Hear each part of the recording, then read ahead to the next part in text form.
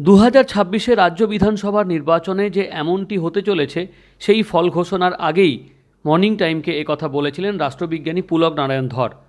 মমতা বন্দ্যোপাধ্যায়ের পরাজয়ের কারণগুলো কী কী মানুষের সঙ্গে কথা বলে জানাচ্ছেন তিনি। আমরা এই মর্নিং টাইমের আলোচনায় পুলক নারায়ণ ধরের কাছে এসেছি এবারের যে ফলাফল তার ব্যাখ্যা বিশ্লেষণ, কেন মুখ্যমন্ত্রী মমতা বন্দ্যোপাধ্যায় বা তার দল এই জায়গায় এলেন, আর কোন দিক দিয়ে বিজেপি ঠিক অজানা অচেনা অনামী যার কোনো পরিচিতিই নেই সে হারিয়ে দিচ্ছেন মন্ত্রীকে। শিক্ষামন্ত্রী ব্রাত্য বসু পরাজিত, শশী পাঁজা মন্ত্রী পরাজিত, চন্দ্রিমা ভট্টাচার্য মন্ত্রী পরাজিত, মুখ্যমন্ত্রী পরাজিত। এই যে একের পর এক ২৪ জন মন্ত্রীকে হারিয়ে দিলেন, কেউ হেভিওয়েট না, তাদের কেউ চেনে না সমাজের।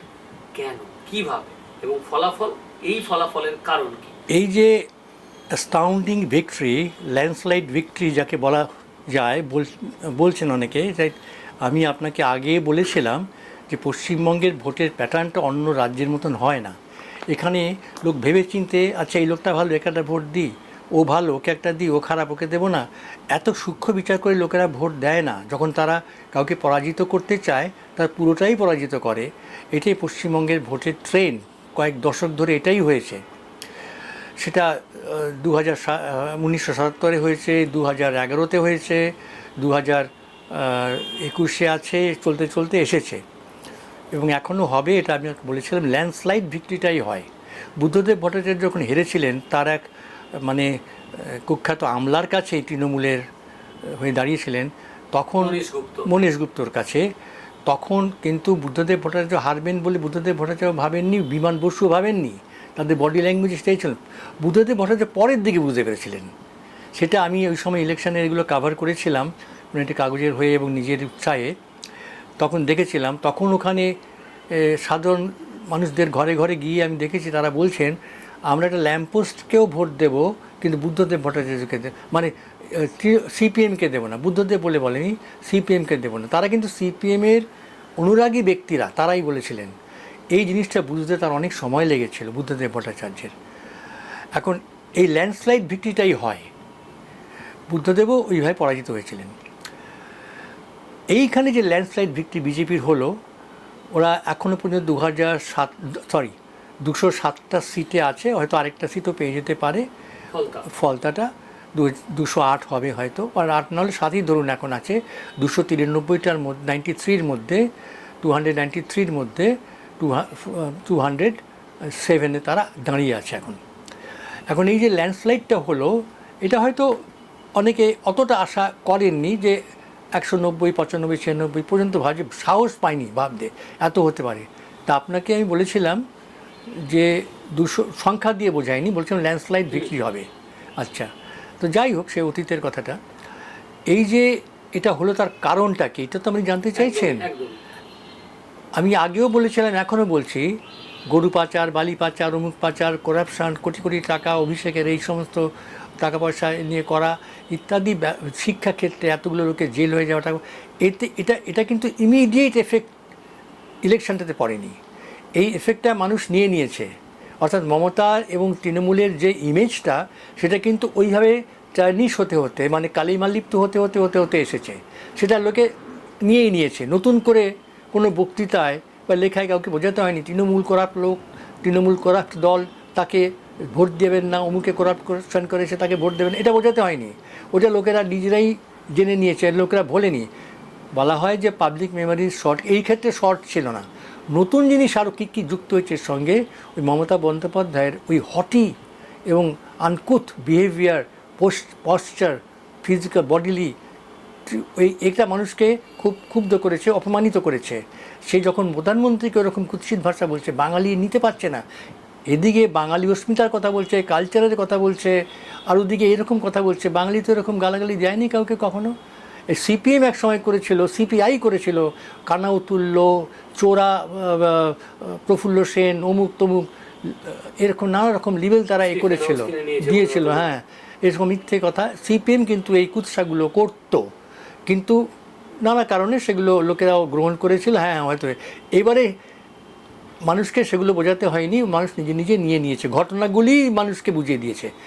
কিন্তু কেন তাহলে এরকম? মানুষের আরেকটা বিষয় ছিল যেটা আগে আপনাকে একটু বলেছিলাম, এখন আরও পরিষ্কার করে বলি যে বাইনারি যে একটা সোশ্যাল পলিটিক্স এসছে, পলিটিক্যাল পলিটিক্স নয়, সোশ্যাল পলিটিক্স, সেটা হচ্ছে হিন্দু মুসলমানের প্রসঙ্গটা।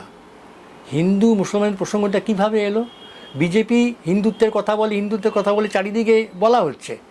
সে বলে কি বলে না সে বিচার যারা জানে তারা করবেন, আমি এই বিষয়ে কিছু বলছি না।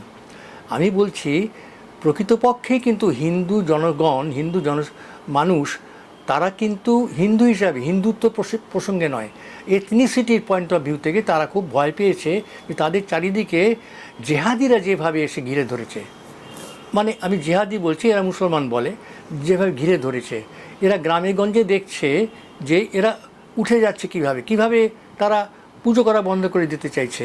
এখানে শাঁখ বাজাবে না, মুর্শিদাবাদের শাঁখ শঙ্খ বাজানো বন্ধ হয়ে গেল, সরস্বতী পুজো নিয়ে কথা হচ্ছে।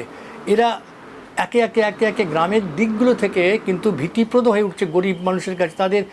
তাদের বাড়িতে তারা লক্ষ্মীর ভাণ্ডার পায়, কিন্তু তাদের মেয়েকে সে রক্ষা করবে না, লক্ষ্মীর ভাণ্ডারের জন্য করবে, এইরকম চিন্তাভাবনা, ভয় ভীতি তাদের ছিল। এটা যারা কান পেতে শুনেছেন বা চোখ দিয়ে দেখেছেন তারা জানেন।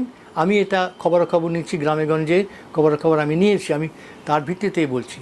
এই ভাবনাটা মানুষের ভয় ছিল, শিক্ষিত, মধ্যবিত্ত, নিম্ন মধ্যবিত্ত, উচ্চবিত্ত সবার মধ্যেই যে এই ভাবনাটা যে মুসলিম ওই 1946 সালের মতন সোহরাবর্দীর যে পলিটিক্সটা করেছে, মমতাকে তারা মহিলা সোহরাবর্দী বলে গণ্য করতে শুরু। সোহরাবর্দীর নামটা হয়তো গ্রামের মানুষজন জানেন না, কিন্তু আমরা যারা জানি, মধ্যবিত্তরা যারা জানি আরও, বা লেখাপড়া লোকেরা জানেন, তারা জানে যে সোহরাবর্দী কী বস্তু ছিলেন। মমতা সেইটাই করছিলেন। সমস্ত লক্ষণগুলি এই ভয়েই কিন্তু মানুষ ভোটটা হিন্দুরা এককাট্টা হয়ে গিয়ে মমতার বিরুদ্ধে ভোট দিয়েছে। সিপিএমের লোকেরাও মমতার বিরুদ্ধে ভোট দিয়েছে। আগে তো বাঁচি, তারপর তো অন্য কথা। তার মানে এই যে বলছেন যে যার দুটো পার্সপেক্টিভ, এক হচ্ছে যে তাহলে আপনার এই কথার পরিপ্রেক্ষিতে দুটো বিষয় আসছে। এক, বামেদের ফেলে যাওয়া জুতোয় পা গলালেন মমতা, বামেদের সন্ত্রাস, কুৎসা, গালাগালি এইগুলো, সেই পথের চটিতে পা দেওয়া। আর দুই হচ্ছে যে উনি এসআইআর এর প্রতিবাদ করতে গিয়ে ধর্মতলার মঞ্চ থেকে বললেন যে আমি একটা বিশেষ সম্প্রদায়কে যদি বলি আটকে রেখেছি, তাই তারা এক্ষুনি। তো এই দুটোই কি তাহলে বড় ফ্যাক্টর? আমি ওটা বললাম না, আটার এখন করছে, আপনি জিজ্ঞেস করলেন বললে এইটাতে মানুষকে আরও বেশি ভয় দেখানো হলো। আমি একটা সম্প্রদায়কে যদি বলি 1 সেকেন্ডের মধ্যে 12টা বাজিয়ে দেবে, আপনারা কিন্তু 13টা বাজাতে যাবেন না। এই কথাটা সে বলেছে নানা রকম ভঙ্গিতে, নানা রকম সবাই এই কথাটাই সে বলে বেরিয়েছে। একটা দুধেল গাই, এরা আমার দুধেল গাই কিন্তু সে করে দেব, এইরকম মুসলমানদের মধ্যে এই জিনিসটা তিনি ঢুকিয়েছেন। আপনাকে এই প্রসঙ্গে বলি, আমি খোঁজটা পেয়েছিলাম পরে, যে মুসলমানদের মধ্যে ইয়াং ছেলেমেয়েরা যারা, তারা অনেকে কিন্তু এটা বলেছে যে ও আমাদের ইউজ করছে, কিছু দিচ্ছে না, এবং আমরা এবার ওকে দেব না। তখন তাদের জিজ্ঞাসা করেছিলাম যে কাকে ভোট দেবে, তাহলে বিজেপিকে দেবে? বলছেন না, আমরা আগের পার্টিকেই ভোট দেবো, মানে সিপিএমকে দেবো। সিপিএমের হয়তো ভোটের রেশিও আমি হিসেব করিনি, তো দেখলে দেখা যাবে কিছু পার্সেন্টেজদের বেড়েছে। মুসলমানদের একটা বড় অংশ সিপিএমকে ভোট দিয়েছে এবং ভোট দিয়েছে, আর হিন্দুদের প্রায় সবটাই এখানে দিয়ে 93% ভোট যখন হচ্ছে, তখন সেটা জেনুইন ভোটার লিস্টেই হচ্ছে। এই প্রথম পশ্চিমবঙ্গে একেবারে হোয়াইট ভোটার্স রোলে ভোট হয়েছে। আপনার ভোট কিন্তু আরেকজন দিয়ে গেছে, আপনার ভোট নেই, হয়ে গেছে, চলে যান, এই অদ্ভুত ভয়ঙ্কর কথা যারা ভোট দিতে গেছেন ভোটদাতা, তাদের শুনতে হয়নি এবারে। এটা একটা রিডিমিং ফিচার অফ দিস ইলেকশন।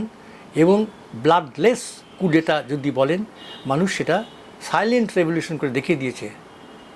এইটা করেছে বাঙালি অস্মিতা বলছে, তো ওই বাঙালির অস্মিতাটা বাঙালির কাছে, হিন্দুর কাছে হিন্দুর অস্মিতা হিসাবে কিন্তু মার্জ করে গেছে। ওইটা কাউন্টার প্রোডাক্টিভ হয়েছে। বাঙালির অস্মিতা বলতে বলতে ও বাঙালির কালচারের কিছুই অনুসরণ করলো না, কিন্তু সেইটা কিন্তু আমরা তাহলে এক হই, ওই অস্মিতাটা ওইখানে এসে গেছে, হিন্দুর অস্মিতাতে। একটু গভীরে অ্যানালিসিস করলে সমাজবিজ্ঞানীরা করতে পারেন, এটাই পাবেন। স্যার নমস্কার, অনেকক্ষণ সময় দেওয়ার জন্য